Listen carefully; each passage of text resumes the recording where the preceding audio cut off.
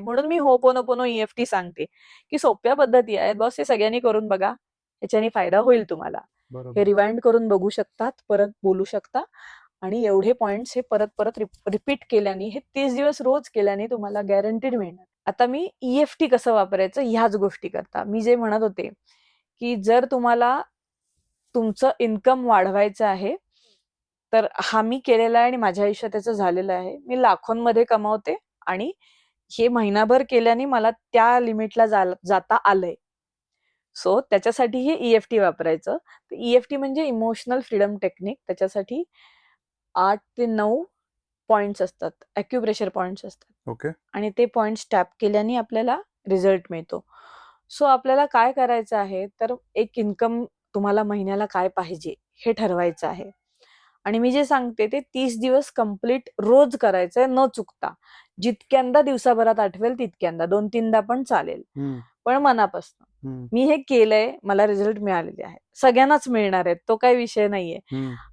कारण माझं काम तर चालू आहे, फक्त इन्कम वाढवणं. तर हे केल्याने तुमच्यातल्या निगेटिव्ह फिलिंग्स त्याच्यातून निघून जातात आणि आपोआप तुम्हाला रिझल्ट दिसायला लागतो. सायन्स कळेलच, करायला लागा, एवढाच विषय. सगळ्याच्या मागे सायन्स आहे. बरोबर. 7 चक्र आहेत आपली, ते बेस्ट आहेत. हा पहिला पॉइंट आहे आपला.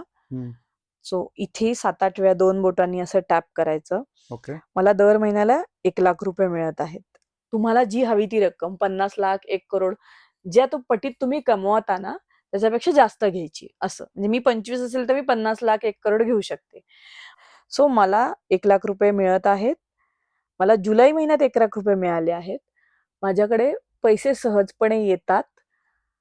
माझ्याकडे पैसे सहजपणे येतात, राहतात. माझ्याकडे पैसे सहजपणे येतात, राहतात, वाढतात. पैसे सहजपणे टिकतातही. मी सहजपणे पैसे कमवत आहे. मला दर महिन्याला 1 लाख रुपये कन्सिस्टंटली मिळत आहे.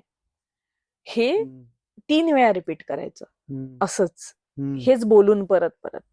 हे रिवाइंड करून बघू शकतात, परत बोलू शकता आणि एवढे पॉइंट्स हे परत परत रिपीट केल्याने, हे 30 दिवस रोज केल्याने तुम्हाला गॅरंटीड मिळणार.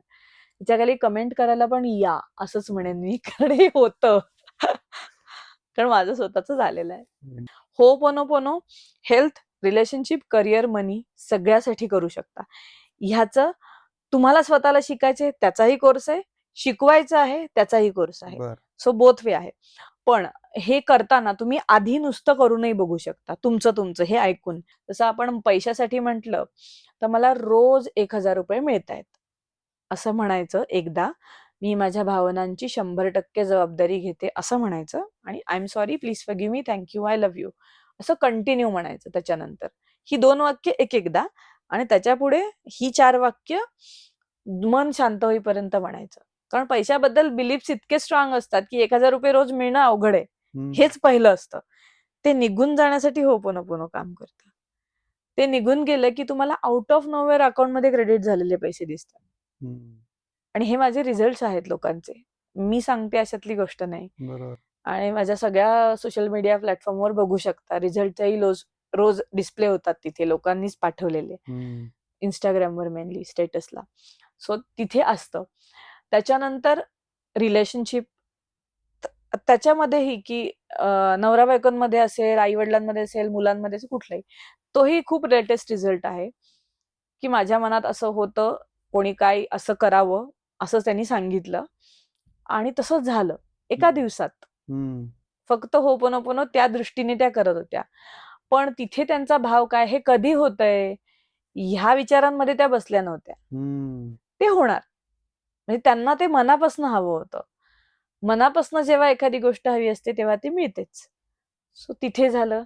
करिअरच्या बाबतीत मला जॉब मिळाला आहे, मला हवा तसा जॉब मिळाला आहे, प्रमोशन मिळालं आहे, सॅलरी इन्क्रीमेंट झालं आहे, ह्या डेटच्या आधी मिळालं आहे. हे सगळ्या गोष्टी काम करतात आणि ह्याचेही असंख्य रिझल्ट आहेत. काल एक स्टेटसला मी ठेवला होता, मला आजच एकाचा मेसेज आला होता, मेडिटेशन मध्ये सुद्धा मी ना खूप वर्ष गेले मेडिटेशन करतेय, पण तुम्ही म्हणता तसं काही मला जाणवतच नाहीये.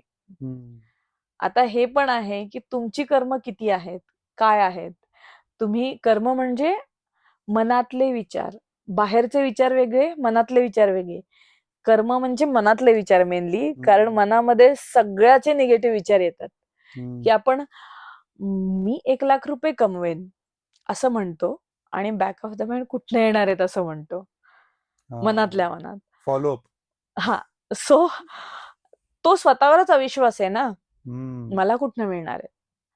सो ते मनही खूप महत्वाचं आहे जगताना, काम करताना.